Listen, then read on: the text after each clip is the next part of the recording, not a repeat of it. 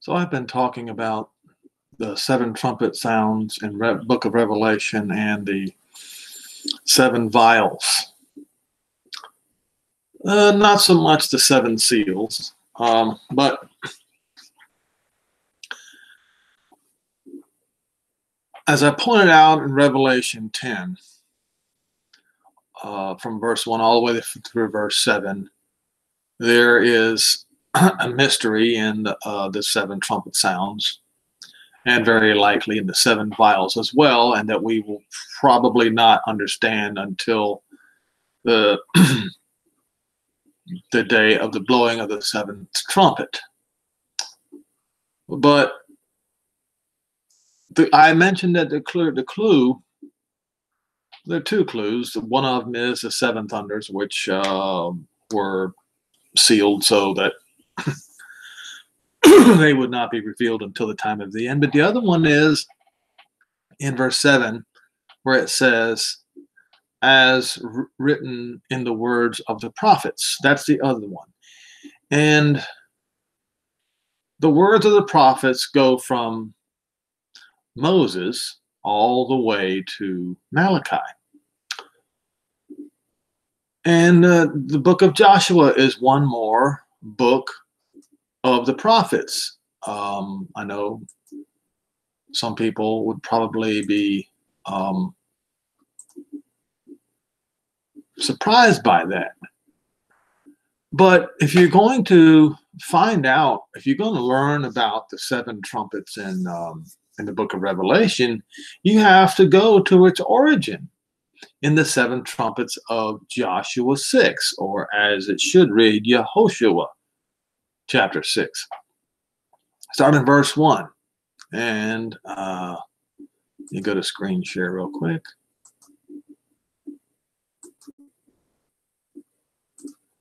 All right, now Jericho was straitly shut up because of the children of Israel, and none went out and none came in. They were frightened, they were in anguish, they were in despair. And Jehovah said unto Yehoshua, see, or look, I have given into your hand Jericho and the king thereof, and the mighty men of valor, and you shall compass, that is, go around the city, all the men of war, and go round about the city once. You shall do this for 6 days. And the seven priests that bear before the ark 7 trumpets of ram's horns, and the 7th day you shall surround or compass the city 7 times. Okay. And the priest shall blow with the trumpets. Now, here's the thing. It almost appears in King James writing that the trumpets are only blown on the 7th day, at the 7th trumpet, but that's not what Yehoshua commanded the people. And it came to pass that when they made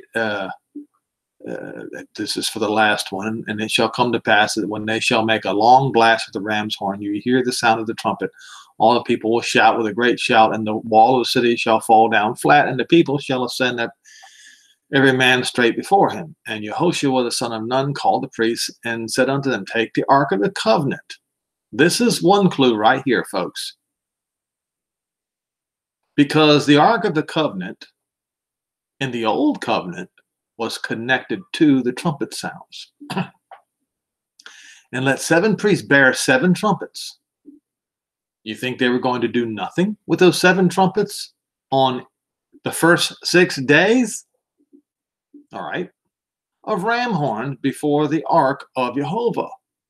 So the trumpets, the 7 trumpets going in front of the Ark of the Covenant is making an announcement about the old covenant. That's what the trumpets are all about.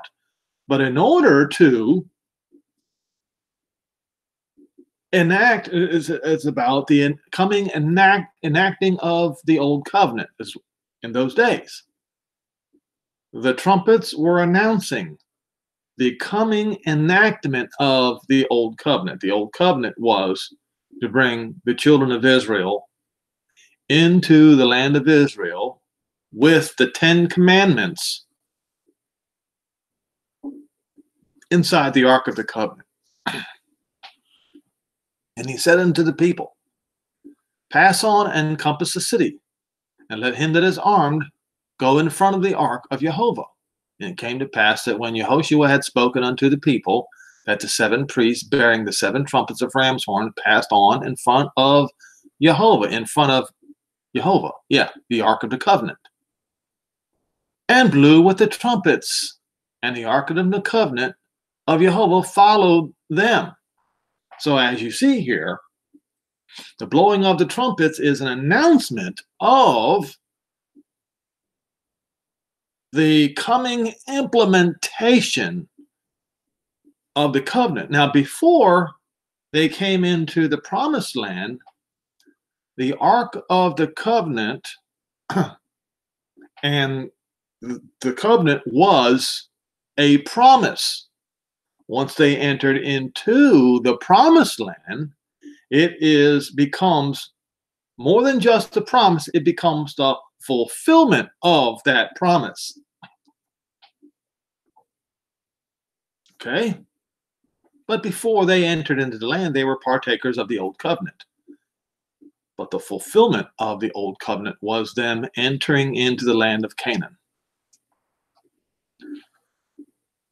And they armed the men, and each one of the days, each time they surrounded Jericho, the trumpets were blown. Okay. And I know people will say, well, Henry, I know this. What are you getting at? Well, on the 7th day, something happens that I never thought about before. I assumed, and many other people also assumed, this is one of those times where I personally have to practice what I preach, assume nothing. Never assume anything. Okay? The armed men, this is in verse 9, went before the priests that blew with the trumpets, and the rear says reward is to remove after the ark. The priests going on and blowing with the trumpets. Okay, so this is on the 6th day. Oh, this is going from the 1st to the 6th day, and then on the 7th day, they go around 6 times. They're blowing the trumpets each time. So here's the question. Once the final trumpet has sounded, how many times did the trumpet blow? That's your simple math question. You thought it was 7 times, didn't you? Just like I did. But that's wrong. It was 6 times, 1 for each of the first 6 days, and then 7 times on the 7th day. How many times does that equal?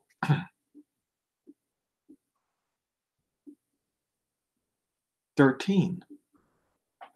Now, I'm not saying a 13 is some magic number. All I'm saying is we have to be careful not to get comfortable with what we believe, lest we are not able to find a truth because of it. All right. And so, and Yehoshua commanded the people, say, you shall not shout nor make any noise with your voice, neither any of your word proceeds out of your mouth until the day I bid you to shout. Then you will shout. So the ark of Jehovah compassed the city, going about it once. And they came to the camp and lodged in the camp. So obviously, each of the 6 days, they went around once, blew the trumpet. And at verse 12, it appears that this is on the 7th day. And Yehoshua arose early in the morning And the priest took the ark of Jehovah, and 7 priests bearing 7 trumpets of ram's horns before the ark of Jehovah went on continually and blew with the trumpets, and the armed men went before them. But the reward came after the ark of Jehovah, and the priests going on blowing. Okay, this was the six days with the trumpets. And the second day they compassed the city and returned into the camp, and so they did 6 days. So it was 6 trumpets. And it came to pass on the 7th day that they rose early at the dawning of the day and compassed the city after the same manner, which means they blew the trumpet each time they went around. After the same manner, 7 times, only on that day, they compassed the city 7 times. That was the only difference. And it came to pass that at the 7th time, each time they blew the trumpet, but on the 7th time on that day when they blew the trumpet, Yehoshua said unto the people, shout, for Jehovah has given you the city, and the city shall be accursed. The city of Jericho represents Babylon, even it and all that are in to Jehovah. So all the gold and silver and everything went into the house of Jehovah, went into the tabernacle, which would later be installed in the temple. Okay, now, in the book of Revelation, it is quite similar. This is why, if we think we understand the sequence of the trumpet sounds in the book of Revelation, we may be wrong. This is what I've been discussing for the past week, I would say. Because the pattern which it came from was in Joshua 6. Which is why it seemed like some of the trumpet sound, or the after effects of some of the trumpet sounds, seem to have already occurred. Yet we know some of these things are yet to occur. Now, concerning the new covenant, upon the healing of the sick, Yehoshua's arrival by the hand of the Almighty,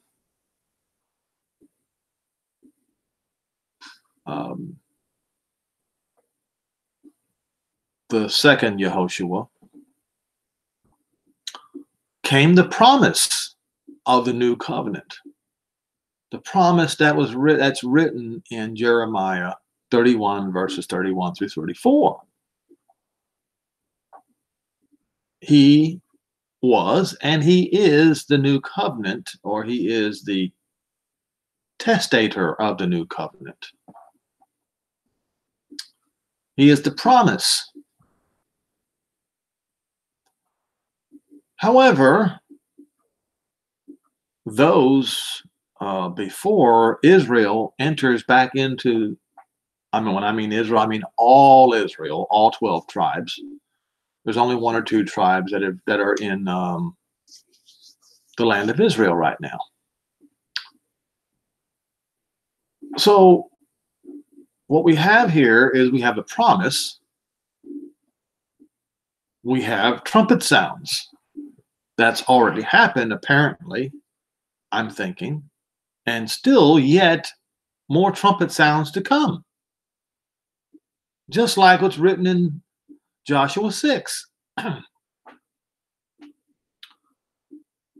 And these trumpet sounds, they all point to one thing. It is the enactment of the new covenant. The promise of the new covenant is one thing, but the enactment of the new covenant, or the fulfillment of the new covenant, is another. If somebody promises you a house or a car in their will, do you have that house or that car? No, you don't. You only have the promise of it. So those who are partakers of the new covenant have only received the promise. They have not received the fulfillment of the new covenant. What is the fulfillment of the new covenant?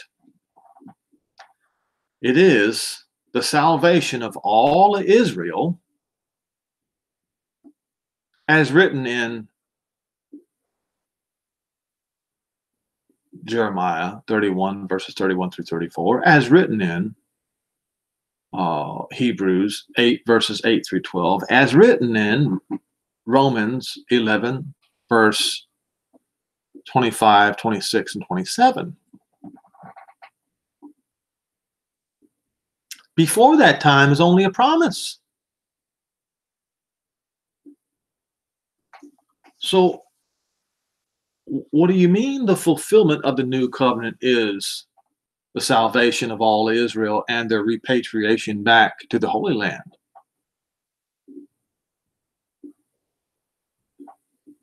If you have to ask yourself or somebody else, what do you mean by that? What it means is you have no idea what the new covenant is, and you don't even comprehend the promise. And if you stand in the way of all Israel coming back home,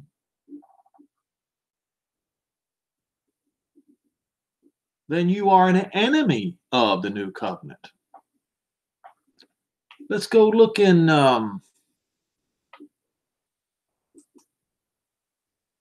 let's go look in the New Testament, as they say.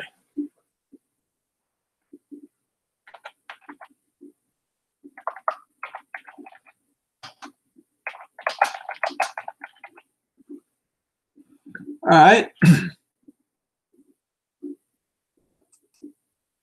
Matthew 26, 28.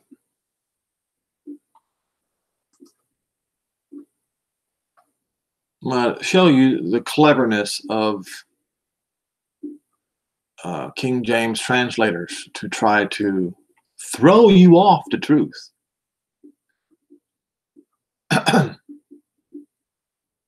And as they were eating, Yehoshua, not Jesus,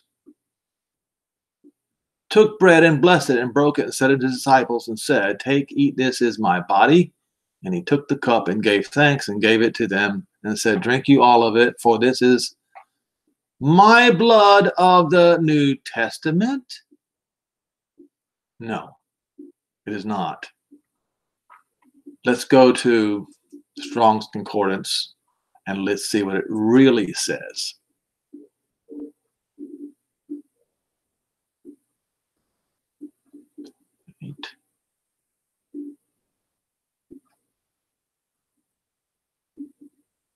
Covenant.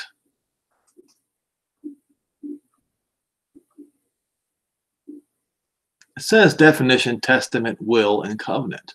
But the usage is a covenant between two parties. Okay? So, at that point, the promise of the new covenant came to the 12 disciples. Okay?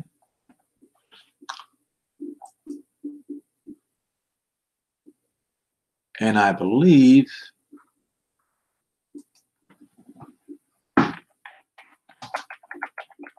Judge. That's right, Judge.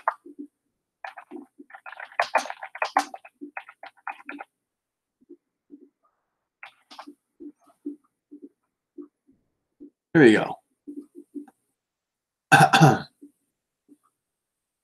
So Matthew 19 and verse 28.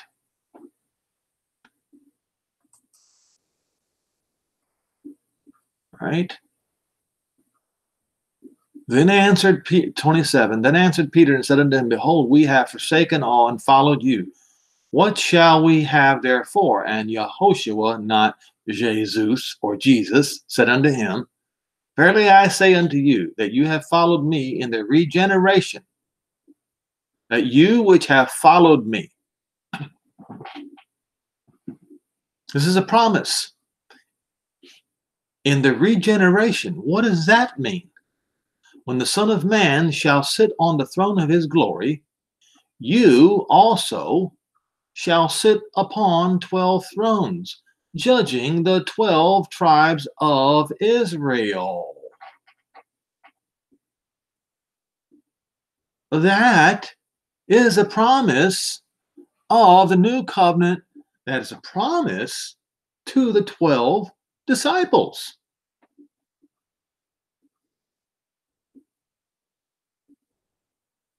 It's concerning Israel. The regeneration, what is that?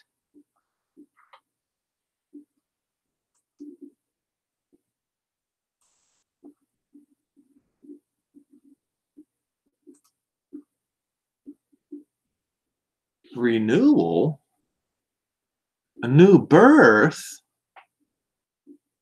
You see what this born again thing is all about, folks?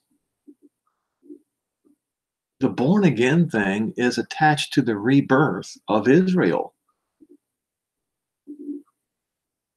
The rebirth of Israel has to have all 12 tribes intact inside the Holy Land. That is the promise. And he did not say that the disciples are going to be ruling over 12 tribes of the church. No, he said the 12 tribes of Israel.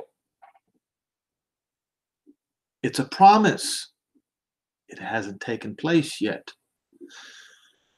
So each person who decides to take a hold of the new covenant must understand that the new covenant is about each and every one of the tribes of Israel going back to their own place, regeneration, new birth.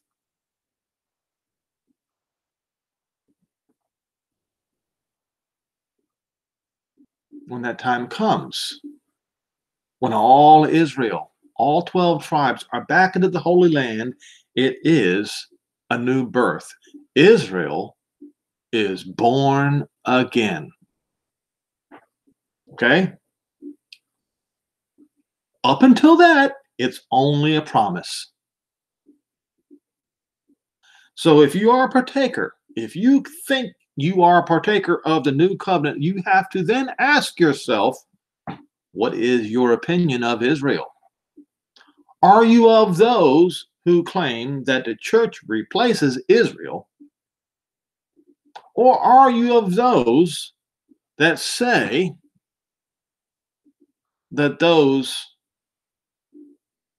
of the real church are an addition to Israel? If you chose the latter, you are correct. If you chose the first one, you are the enemy of the new covenant. Let me show you something here.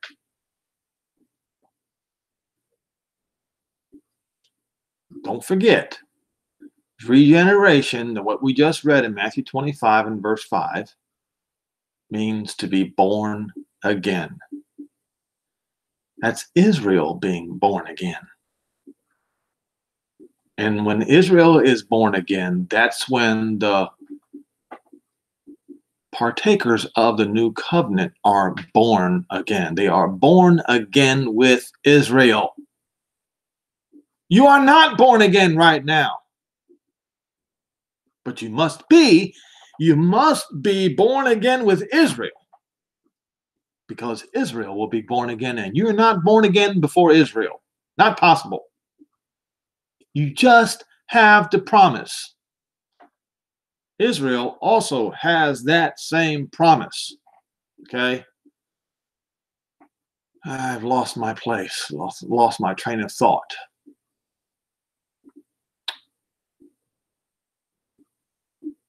Oh, let me see here.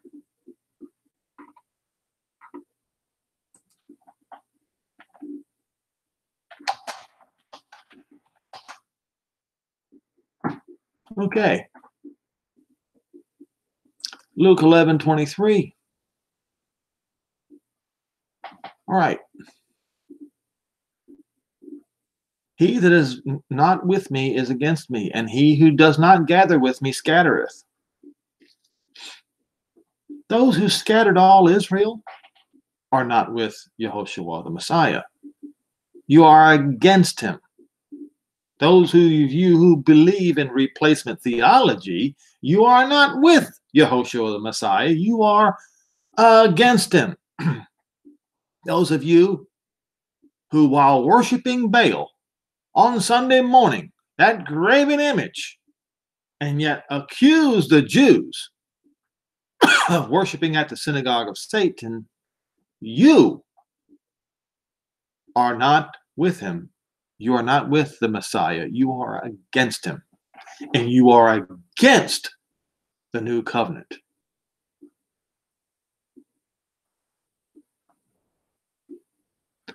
It is written somewhere else.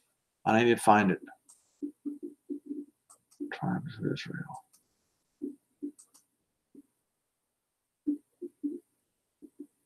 All right.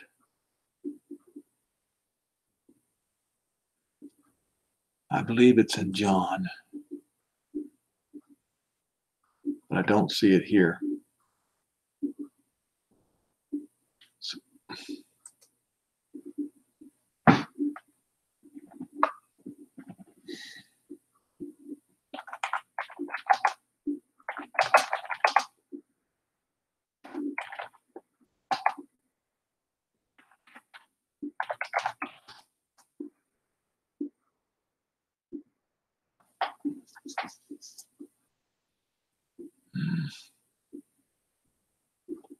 I need to go back to it because it is in one of the other ones in a different context, I think.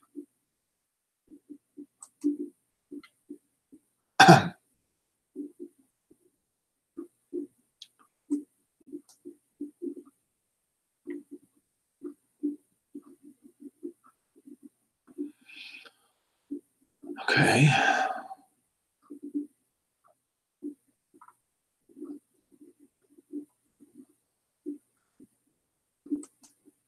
Maybe it's in Mark.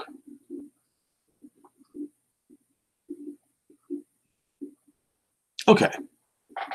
This is close enough. We just read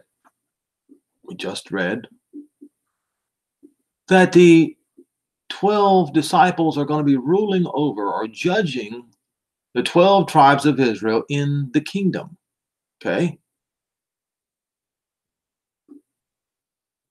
Right here it says, this is the blood of the new covenant, which is shed for many. Verily I say unto you, I will no more drink of the fruit of the vine until that day when I drink it new in the kingdom of Jehovah.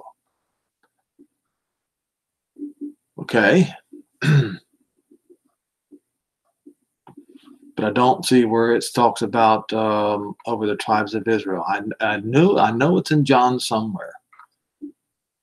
Let's see here.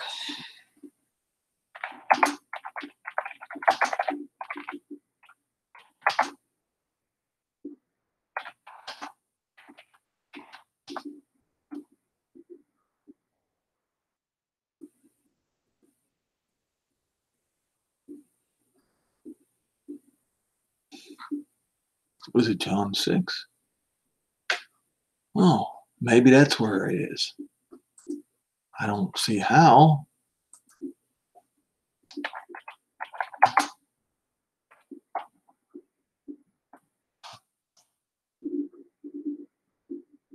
Nope.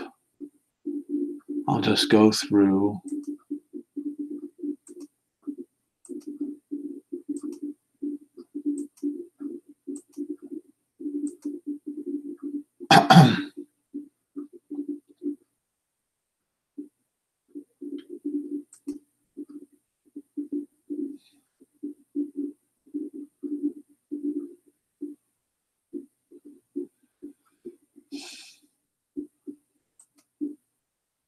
I will see it somewhere.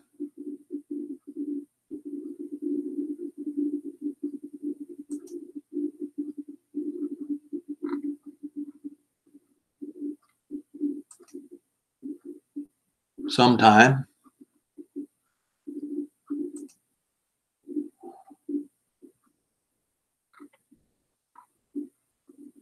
I don't see it there. But anyway, so what we need to do is go to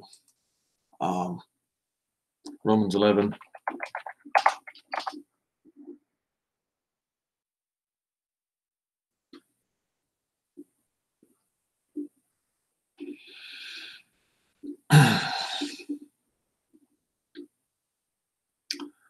This thing about going to heaven when you die, that of itself is a pagan belief. And those who ascribe to that belief, what they are doing is saying that that is the fulfillment of the promise, thereby denying the promise to the 12 disciples who are going to be ruling or judging the 12 tribes of Israel in the kingdom. Do you see the disciples? Do you see the apostles ruling over, judging the 12 tribes of Israel today? No, you do not. Therefore, the new covenant is not fulfilled. The new covenant will not be fulfilled until the very last trumpet has sounded. Then it will be instituted.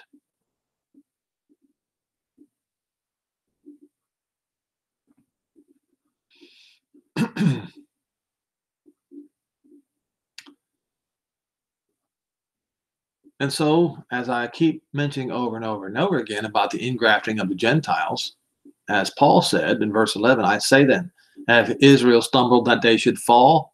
Jehovah forbid. But rather because of their fall, the promise of salvation is come to the Gentiles, for to provoke Israel to jealousy. Now, if the fall of them, or temporary fall of them, are the riches of the Gentile world, and the diminishing of them the riches of the Gentiles, how much more than their fullness? What is their fullness? That's the regeneration. That's their being born again. You are not born again now because you haven't received the new covenant. You've only received a promise.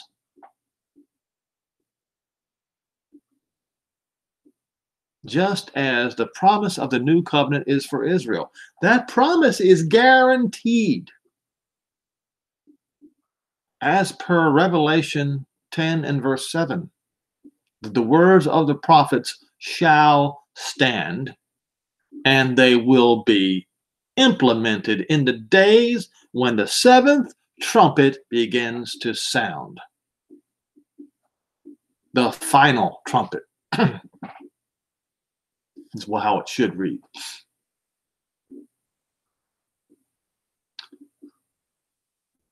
All right. For I speak to you Gentiles, insomuch as I am the apostle to the Gentiles. Well, the Gentiles have rejected Paul as the apostle to the Gentiles, and they instead have taken a graven image of Zeus/Jupiter and call him Peter, and bow down in front of this graven image at the Vatican. And then they claim that this false Peter is their ruler. No, he's not. Peter, is going to be ruling over one of the tribes of Israel.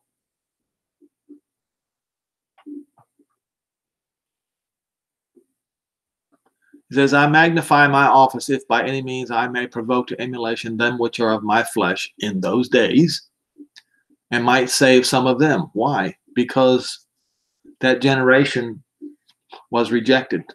That generation of Jews was rejected. Not every generation of Jews was rejected, like you Gentiles like to say. That one generation.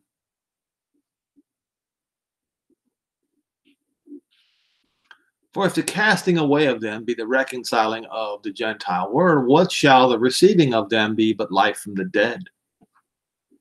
Yes, Gentiles, how do you answer that question? You think you are partakers of the new covenant. How do you explain that? The only explanation is the new covenant is promised to Israel. Because if the first fruit, Yehoshua Messiah, is holy, the entire lump, all 12 tribes of Israel, are also holy. And if the root of Jesse is holy, then so are the branches. You know, we read about the root of Jesse.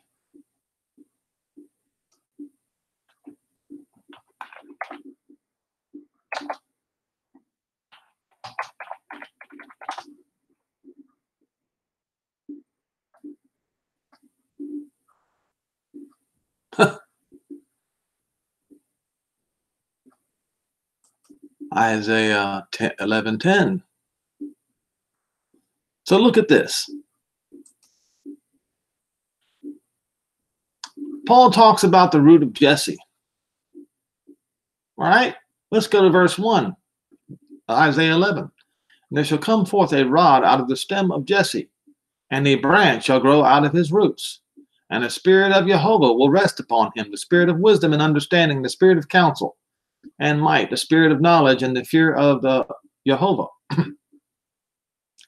And shall make him quick of understanding in the fear of Jehovah, and he shall not judge after the sight of his eyes, neither reprove after the hearing of his ears, but with righteousness he shall judge the poor, and reprove with equity for the meek of the earth. And he shall smite the earth with the rod of his mouth, and with the breath of his lips shall he slay the wicked.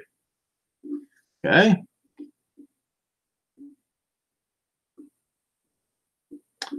Once again, verse 10, in that day there shall be a root of Jesse, which shall stand as a sign for the people, and to it shall the Gentiles seek. Well, in the days of Paul, the Gentiles did seek it. But as soon as the devil was cast down and took his place in Rome, the Gentiles rejected it.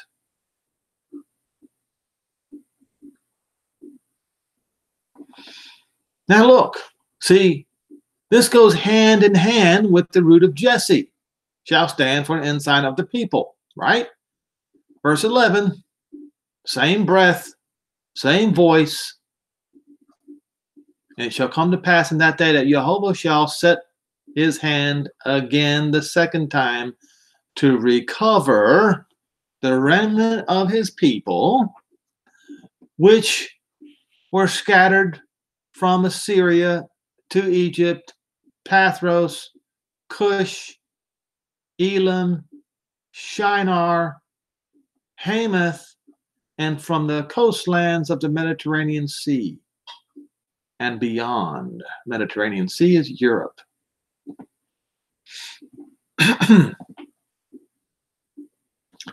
That is what the Messiah is all about, this root of Jesse.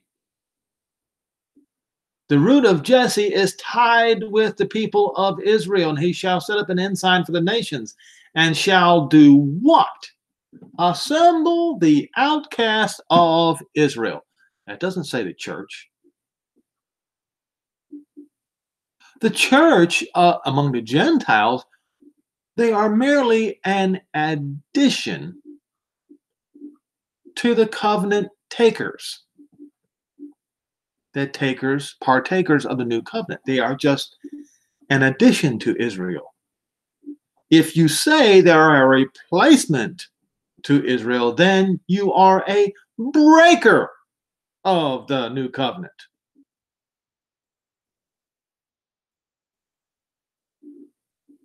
And gather together the dispersed of Judah, that's the Jews too, from the four corners of the earth. Written in the New Testament, folks. Watch this.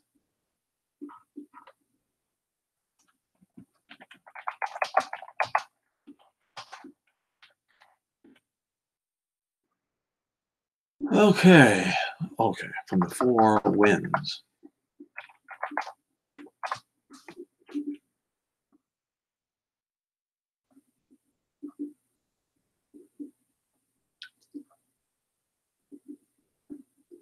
All right, which one should I choose? Mark 13 or Matthew 24? Matthew 24, verse 31. This is the same identical event. Immediately after the tribulation of those days shall the sun be darkened, and the moon shall not give her light, and the stars shall fall from heaven, and the powers of heaven shall be shaken. Then shall appear the sign of the Son of Man in heaven. Yes, the root of Jesse, as written in Isaiah 11. It's the, for those of you who want to claim that the prophets don't matter, you're just saying you want to forfeit the new covenant. That's what you're doing. Because this has everything to do with what is written in the prophets.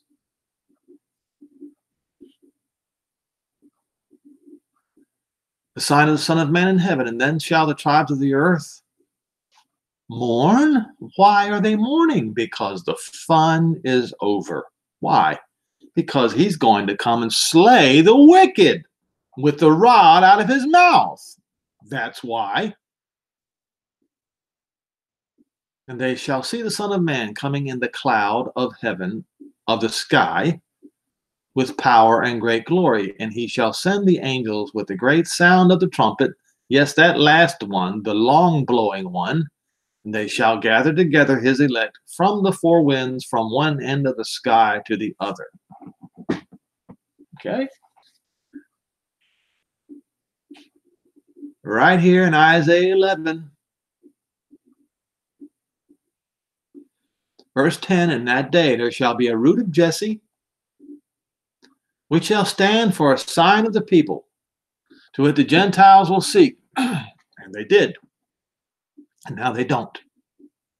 And his rest shall be glorious. And it shall come to pass in that day that Jehovah will set his hand yet again a second time to recover the remnants of his people, which are left from Iraq, Egypt, Pathros. Is that Greece? Pathros. Oh, I have to look that up. Anyway, let's see.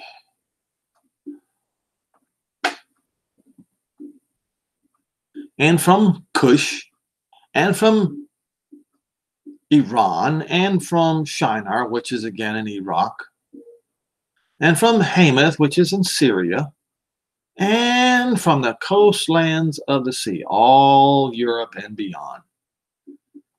And he shall set up an ensign for the nations, and shall assemble the outcasts of all Israel, and gather together the dispersed of Judah from the four corners of the earth, the four winds of heaven.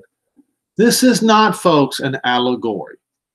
This is real. This is the truth as written, Revelation 10, verse 7.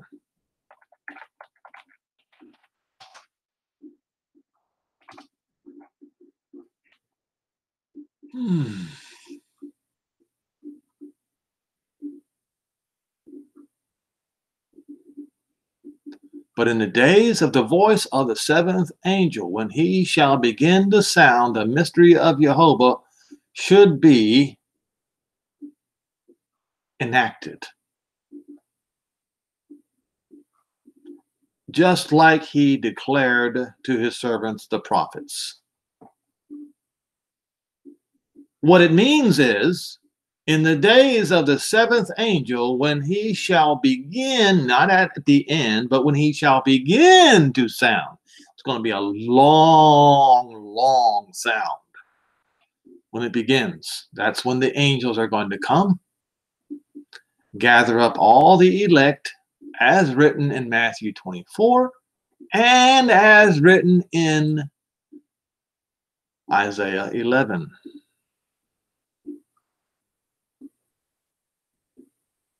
Verse 12. Assemble the outcasts of Israel and gather together the dispersed of Judah from the four corners of the earth. And the rivalry between Ephraim, which was where the kingdom of the 10 tribes of Israel was, and the kingdom of Judah shall no longer exist. That rivalry will be gone. And together, it says they will fly upon the shoulders of the Palestinians in the West Bank and in Gaza, also on the Jordanians. Edom would be literally and figurative lookout world, because figuratively Edom is Christian Europe, because they sold the birthright for a moment's pleasure, just like Esau did. They were offered the new covenant to be an addition to Israel. And some in that generation will be guaranteed that new covenant. But many after that, or most after that, will be rejected because they, like Esau, sold their birthright, sold their new covenant portion for a bowl of soup.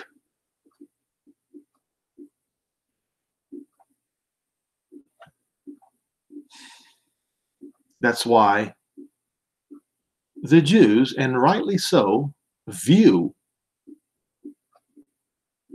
Christianity today in Europe as Edom, Esau.